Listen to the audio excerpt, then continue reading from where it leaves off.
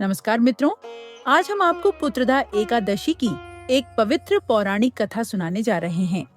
यह केवल एक व्रत की महिमा नहीं, बल्कि एक अधूरी गोद, एक टूटे हुए मन और एक भगवान की कृपा की संपूर्ण यात्रा है। बहुत समय पहले की बात है। चंपा नदी के तट पर स्थित भद्रावती नगरी में राजा महिजीत का शासन था। राजा प्रतापी, धर्मनिष्ठ और प्रजापालक थे।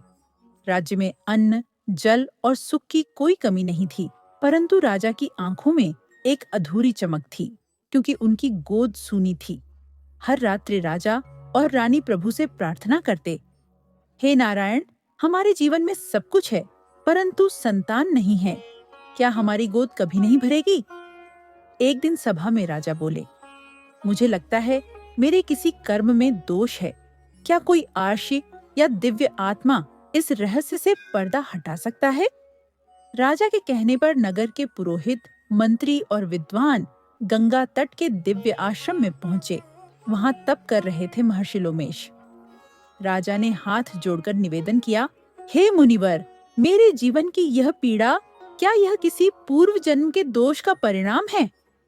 ऋषि ने गंगा जल अपने ललाट पर छिड़का, आंखें बंद की और दिव्य दृष्टि से बोले, राजन, तुम पूर्व जन्म में एक धनाढ्य वैश्य थे। एक बार एक प्यासा ब्राह्मण तुम्हारे घर आया, लेकिन तुमने क्रोध में उसे पानी नहीं दिया। वह अपराध, वह स्वार्थ तुम्हारी आत्मा पर छाया बन बैठा, और उसी के फलस्वरूप इस जन्म में तुम्हें संतान का सुख नहीं मिला। राजा स्तब्ध रह गए। रानी की आंखों से अश्रुधार बह निकली। हे मुनिवर, क्या अब प्रायश्चित संभव है? क्या कोई उपाय है इस पाप से मुक्ति का? महर्षि लोमेश बोले, हे राजन, श्रावण मास के शुक्ल पक्ष की एकादशी को पुत्रदा एकादशी कहते हैं। यह व्रत पुत्र प्राप्ति का वरदान देने वाला है। इस दिन भगवान विष्णु का पूजन करें, उपवास करें, रात्रि जागरण करें और द्वादशी को ब्राह्मणों को भोजन कराएं।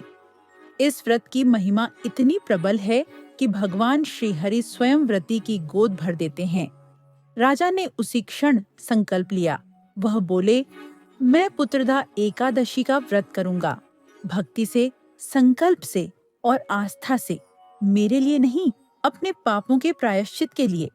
भद्रावती नगरी में जैसे व्रत का पर्व बन गया। नगरवासियों ने भी साथ देने का संकल्प लिया। राजमहल में वेद मंत्र गूंजने लगे। रानी ने तुलसी के पौधे से बात करना शुरू कर दिया, जैसे वह उसकी सहेली बन गई हो। श्रावण शुक्ल एकादशी का दिन आया। राजा रानी ने निराहार व्रत किया। दिन भर विष्णु सहस्त्रनाम का जाप, मंदिरों में सेवा और रात्रि में दीपों से जगमग राजमहल। भक्तगण कीर्तन गा रहे थे, श्री हरि गोविंद हरे मुरारे, हे नाथ नारायण वासुदेव। रानी के नेत्रों से प्रेमाश्रु बह रहे थे, मानो कोई दिव्य स्पर्श उन्हें महसूस हो रहा हो। अर्धरात्रि का समय था। मंदिर में दीपों की मंद लौ, शंख की धीमी ध्वनि और रात की शांति।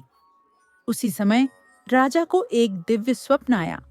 उन्होंने देखा कि विशाल शेषनाग पर विराजमान भगवान विष्णु नीलवर्ण, चार भुजाओं में शंख, चक्र, गदा, पद्म लिए मंद मुस्कान के साथ प्रकट हुए। भगवान बोले, हे महिजीत, तुमने भक्ति से व्रत किया, श्रद्धा से मेरे नाम का जाप किया और पश्चाताप से अपने पापों को धोया। मैं प्रसन्न हूँ। तुम्हें शीघ्र ही पुत्र की प्राप्ति होगी, जो तेजस्वी, धर्मनिष्ठ और न्यायप्रिय होगा।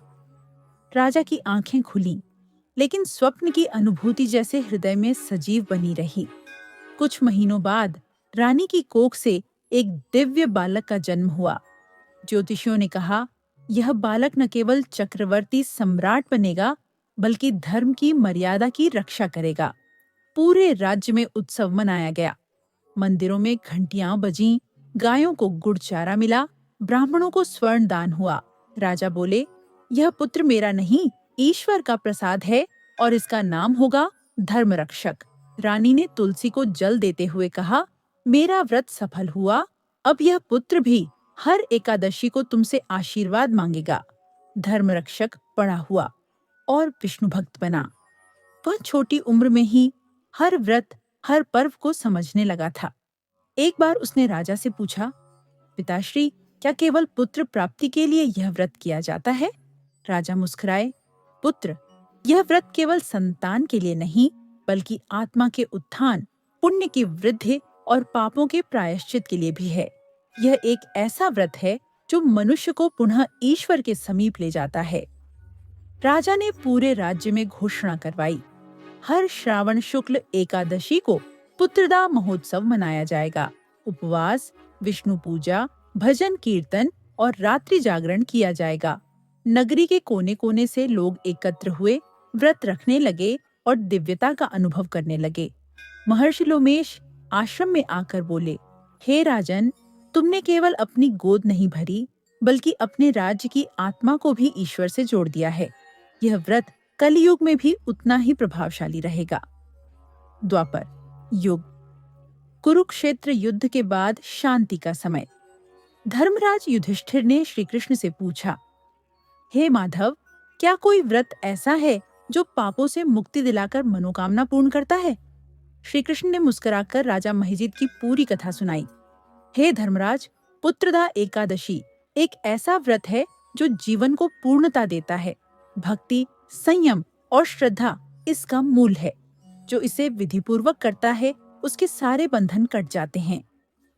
तो मित्रों, यह थी पुत्रदा एकादशी की वह पवित्र और अद्भुत कथा जो हमें यह सिखाती है कि जब हृदय में सच्ची भक्ति हो, आत्मा में प्रायश्चित का भाव हो और श्रद्धा से भगवान को पुकारा जाए, तो ईश्वर कभी निराश नहीं करते। राजा महिजित की अधूरी गोद को जिस तरह श्री हरि ने भर दिया, उसी प्रकार यदि हम भी इस व्रत को पूरी श्रद्धा से करें, तो हमारे जीवन की हर अधूरी कामना पूर्ण हो सकती है। याद रखिए मित्रों, पुत्रदा एकादशी केवल संतान प्राप्ति का व्रत नहीं है। यह एक जीवन दर्शन है जो हमें हमारे कर्मों का स्मरण कराता है, हमें ईश्वर के निकट ले जाता है और आत्मा को कलुष से मुक्त करता है। आप भी इस व्रत को करें, अपने जीवन में एक नई रोशनी, एक नई आशा और एक नया अध्याय जोड़ें। अंत में केवल यही कहेंगे, श्रद्धा हो तो शिला में भी प्रभु प्रकट हो जाते हैं, और यदि मन में विश्वास हो तो शून्य भी पूर्णता का अनुभव देता है। मित्रों, अगर आपको यह पौराणिक कथा अच्छी लगी हो तो कृपया इस वीडियो को लाइक करें और अपने परिवार व मित्रों के साथ साझा करें। अगर आप इस प्रकार की और भी दिव्य, प्रेरणादायक और भावनात्मक कहानियां सुनना चाहते हैं, तो हमारे चैनल को सब्सक्राइब करना न भूलें। घंटी के आइकन को जरूर दबाएं ताकि अगली कथा का संदेश सबसे पहले आपको मिले। आपके एक सब्सक्राइब से हमें उत्साह और आशीर्वाद मिलता है, जो हमें और भी सुंदर कहानियां बनाने की शक्ति देता है। फिर मिलेंगे एक नई आध्यात्मिक यात्रा में। तब तक के लिए जय श्री हरि, हरि बोल और आपका दिन मंगलमय हो।